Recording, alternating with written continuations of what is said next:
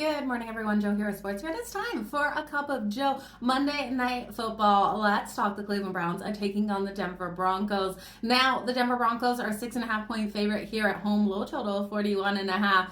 And I am really leaning on the Denver Broncos to come out nice and strong in this matchup. I think they have every possibility of not only winning, but covering that spread. I just don't trust the Cleveland Browns. They're sitting 3-8 on the season. Jameis Winston here, I don't know. He's coming off a decent game. And then coming into this one, I don't think he has a 2 in a row. I'm going to look here for Bo Nix to have so much success. Bo Nix has been solid with his arm and his legs. He's been able to thread that needle into the tiniest windows.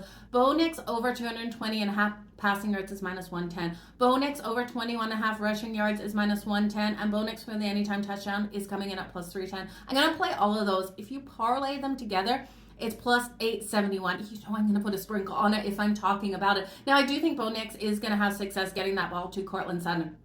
Courtland Sutton in the last 5 games, he's had over 70 or more receiving yards. So his prop tonight, 66.5. I'll take that to the over. We know the Broncos might eat up clock on the ground here. I do expect them still to get that ball to Courtland Sutton through the air. So 66.5 is his original number, -110 to the over. I think you can hit 80 plus at +142 for a sprinkle and 100 plus at +290 for a sprinkle, and that anytime touchdown at +140. Now, the defense here of Denver has been impactful. That defensive touchdown coming in at +650. You guys know that I'm playing it here, especially against Jameis Winston. Last season, the Denver Broncos rolled over the Cleveland Browns, winning that one 29-12. When we look, though, here at Cleveland, revenge angle, huge revenge angle for Jerry Jeudy coming up against his former team where he started his career, against a team that publicly talked crap about him. Oh, Jerry Jeudy is going to feast tonight. You know he wants to. He wants to have that number 1 wide receiver spot here with Jameis Winston, and those two have been making those connections out there on the field.